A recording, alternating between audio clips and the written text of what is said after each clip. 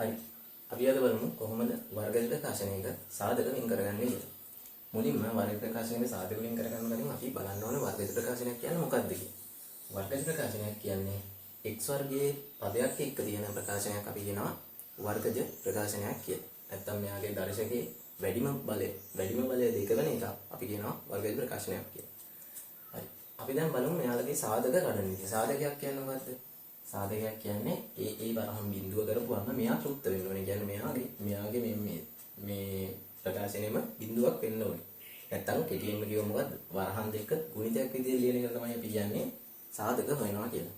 හරි. සාධක හොයන්න යද්දී දැන් මේක හදන්න පුළුවන් පියවර 4කින් හදන්න පුළුවන්. හැබැයි කෙටි ක්‍රමයක් තියෙනවා. ඒ කෙටි ක්‍රමයට යන්නේ කොහොමද කියලා බලමු. එහෙම යන්න නම් අපි දන්නවනේ සාධකයක් එන්නේ කොහොමද?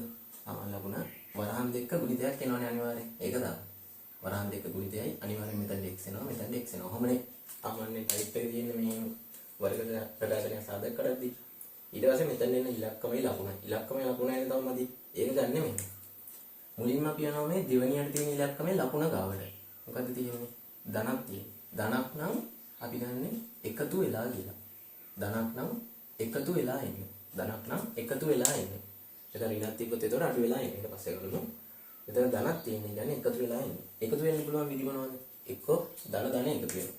එක්ක ධන එකතු වෙනවා. නැත්තම් ඍණ තමයි එකතු වෙන්නේ. කියන්නේ සමජාතිය කට්ටිය තමයි එකතු වෙන්නේ. එකතු වෙනවා කියන්නේ මම කියන්නේ අගේ වැඩි වෙන පැත්තට.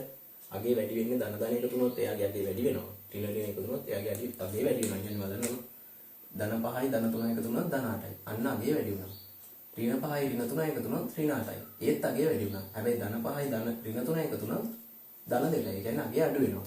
අගේ වැඩි වෙන්නේ එකම ලකුණ තිබ්බොත් දෙන්නේ එකතු කළොත් තමයි අගේ වැඩි වෙන්නේ. එතකොට මෙතන ලකුණ දැක්ක ගමන් අපිට ගත්ත හැකි එකතු වෙලා කියලා. එකතු වෙනවා නම් එකතු වෙනවා විදි දෙකේ එක්ක ධන නැත්තම් ඍණ. ඊට පස්සේ යනවා දැන් මේකේ අවස්ථා දෙකක් තියෙනවානේ. කොයි අවස්ථාවක්ද දන්නේ නැහැ. ඊට පස්සේ එනවා මේ කලින් ලකුණ ගාවට. එතන තියෙන්නේ ධන නම් මේ අවස්ථාව දෙකෙන් ධන අවස්ථාව තමයි එන්නේ. එතන ඍණ තිබ්බොත් මේ අවස්ථාව දෙකෙන් ඍණ අවස්ථාව තමයි එන්නේ. ඒතර දැන් මෙතන ධන තියෙන හින්දා එන්නේ එකතු වෙලා. ඊට පස්සේ විදි දෙකෙන් කොයි විදියද ගන්න අපි ධන අවස්ථාව තමයි ගන්නෙ. ඒ මොකක්ද අපි මෙතන ලකුණු දෙක තමයි වෙන්නේ. ඔය විදිහ. එතන ලකුණු දෙක එකමෙන් ගත්තා.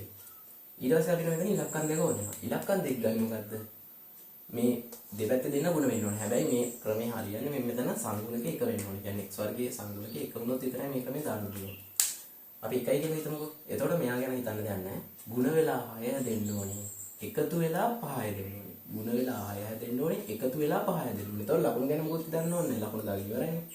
ගුණ වෙලා 6 හැදෙන්න ඕනේ. එකතු වෙලා 5 හැදෙන්න ඕනේ. කොහොමද? 6 හැදෙන්නේ කොහොමද? 3 වරක් 2 හැදෙනවා. 6 වරක් 1 හැදෙනවා. හැබැයි එකතු වෙලා 5 හැදෙන්නේ 3 වරක් 2 නේද? එතකොට මුලින් ලොකු එක ලියන්න පුරුදු වෙන්න ඕනේ ඉස්සරහට ඕනේ නේද? මුලින් ලොකු එක ලියුවා. පස්සේ පොඩි එක ලියන්න සාධක ගන්නවා. ඕන හරිද බලන්න ඇති. x එකෙන් උරුණාම x වර්ගය හැදෙනවා. ඊට පස්සේ x මේ දෙකෙන් උරුණාම ධන 2යි x මේ x මේ තුනෙන් උරුණොත් ධන 3x ධන 5යි x හැදෙනවා. 3 වරක් 2 6 හැදෙනවා නේද? ඔන්නෝමයි එතන ධනක් තිබ්බොත් කරන්නේ. අපි දැන් බලමු මෙතන ඍණක් ආවොත් කොහොමද කරන්නේ කියලා. මේ වගේ බලමු. x වර්ගය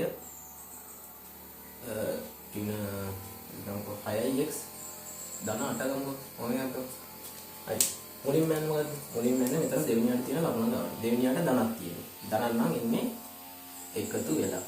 එකතු වෙනවා නම් එකතු වෙන්න පුළුවන් විදි දෙක එක්ක ධන නැත්තම් ඍණ. ඊට පස්සේ යනවා දෙවෙනියට තියෙන ලකුණ ගන්න. දෙවෙනියට තියෙන අන්න ඍණ. එහෙනම් එන අවස්ථාව දෙක මොකද්ද? මේ අවස්ථාවේ මොකද ඍණ අවස්ථාව තමයි ඉන්නේ. මුලින්ම කරනවා මේක කාරණ කලින් වරහන් දාගත්තා x දාගත්තා ඊට පස්සේ ලකුණයි ඉලක්කම විතරයි හිතාගන්න තියෙන්නේ. ඊට පස්සේ දැන් මෙතන අපි ලකුණ හිතාගත්තා. ධන කියන්නේ එකතු වෙලා ඉන්නේ. එකතු වෙලා ඊට පස්සේ ඍණ තියෙන ඉඳලා අවස්ථාව දෙකේම ඍණ. ඊට පස්සේ බලමු ඉලක්ක. මොකද්ද? ගුණ වෙලාට හැදෙන්න ඕනේ. එකතු වෙලා හැදෙන්න ඕනේ. මේ මෙතන ඒතර ලකුණ හිතන්නේ අපි දැන් ලකුණ දාලා ඉවරයිනේ. කොහොමද කියවන්නේ? ගුණ වෙලාට හැදෙන්න ඕනේ. එකතු වෙලා 6 හැදෙන්න ඕනේ. මේ ඍණ ගණන් ගන්නෑ. ගුණ වෙලා 8 හැදෙන්න ඕනේ. එකතු වෙලා 6 හැදෙන්න ඕනේ. ඒතර 8 හැදෙන්නේ කිව්වොත් 8 වරක් 1යි 4 වරක් 2යි. ඔව්. එතකොට 8 1 එකතු වුණොත් 9ක් වෙනවා. 6ක් වෙන්නේ නැහැ. 4යි 2යි එකතු වුණොත් තමයි 6 වෙන්නේ. මුලින් ලොකු එක ලියුවා පස්සේ පොඩි එක ලියුවා. ඔන්න තමයි එන්නේ. ඔන්න සුළු කරලා බලන්නත් පුළුවන්. x ගෙන් ගුණනවා x වර්ගයයි ඍණ 2y x ඍණ 2x ඍණ 4x ඍණ 6y x ඔක්කොම ඍණ 4y ඍණ 2y ධන 8යි හරිනේ. ඔන්නෝම තමයි එතකොට මෙතන ධනක් આવොත් ප්‍රකාශනයක මේ සාධක ලේසියෙන්ම ගන්න. මේක තප්පර ගානෙන් කැඩුවේ. එකම බලන්නකෝ දැන් එක උදාහරණයක් ගත්තොත් මේ වගේ x වර්ගය අපි ගමු ධන 7x ධන 10යි මේක තප්පර ගානේ සාධක කැඩුවේකි වරහන් දෙක දාගත්තා x අකුරු දෙක දාගත්තා මෙතන ධන එනයින් එකතු වෙලා එකතු වෙන්න පුළුවන් විදිහේ එක්ක ධන ධන නැත්නම් ඍණ ඍණ මෙතන ධන හින්දා ධන ධන ඊට පස්සේ ගුණ වෙලා 10 දෙන්න ඕන එකතු වෙලා 7 හැදෙන්න ඕන. ඒ කියන්නේ පස්සරක් දෙක මුලින් පස්සේ දෙක ඕන විදිහ. හරි. අපි දැන් එකතු වෙලා සාධක කැඩෙන්නේ කොහොමද කියලා බලමු. අපි දැන් බලමු අඩු වෙලා සාධක කැඩෙන්නේ කොහොමද කියලා. මේ වගේ එකක් බලමු. x වර්ගය ඍණ x ඍණ 12 ගමු. කොහොමද මෙතන 10 ගමු ඕනේ. මොකද්ද x වර්ගය ධන x ඍණ 12 තියෙන්නේ. අර විදිහටම මොකද්ද කරන්න ඕනේ? මුලින්ම බලන්න මේ දෙවෙනියට තියෙන අරමුණ. දෙවෙනියට තියෙන ඍණ. ඍණ නම් මොකද්ද වෙන්නේ? ඉන්නේ අඩු වෙලා තමයි එන්නේ. කලින් නම් ධන තිබින්න එකතු වෙලා ආවේ. දැන් එන්නේ අඩු වෙලා. අඩු වෙන්නේ කොහොමද? එකතු වෙන්නේ නම් සමජාතිය ඒවා. අඩු වෙන්නේ කොහොමද? විසමජාතිය ඒවා. කියන්නේ ධන ඍණ ඍණ ධන. මම කියන්නේ අගේ අඩු වෙනවා කියලා. ඒ කියන්නේ මෙහෙම එකක් බලන්න. 8න් 5ක් අඩු කරොත් 3යි. ඍණ 7 ධන 2 තිබ්බොත් ඒත් ඍණ 5යි. ධන 8 ඍණ 2 තිබ්බොත් ඍණ 10යි. ධන 8 ධන 3 තිබ්බොත් ධන 11යි නේ. සමජාතිය කට එකතු වෙද්දී අගේ වැඩි වෙනවා. ඍණ නෙමෙයි. මේ අගේ 8යි 2යි එකතු කරාම 10යි අර අගේ වැඩි වෙනවා. හැබැයි විසම ජාතිය කට්ටිය එකතු වෙද්දී අගේ අඩු වෙනවනේ. 7යි 2යි 5ක් වෙලා. 8යි 5යි 3ක් වෙලා අන්න අඩු වෙනවා දැක්කද? ඒක තමයි මම මේ කියන්නේ. එතකොට විසම ජාතිය එකතු වෙද්දී තමයි අගේ අඩු වෙන්නේ. ඊට පස්සේ මෙතන එන්න පුළුවන් විදි දෙක එක්ක ධන ඍණ නැත්නම් ඍණ ධන. ඊට පස්සේ යනවා මෙතන දකුණ ගාවට දෙවෙනියක් තියෙන දකුණ ගාව. එතන තියෙන්නේ ධන. එතන ධන නම් ලොකු එක්කෙනා ධන. ලොකු එක්කෙනා ධන. එතන ධන නම් ලොකු එක්කෙනා ධන. මේ ඔයාලා මුලින් ලොකු එක්කෙනා ලියන්න පුරුදු වෙලා තියෙනවා නම් මෙයා ලොකු එක්කෙනා ධන කියලා හිතා ගන්න ඕනේ නැහැ.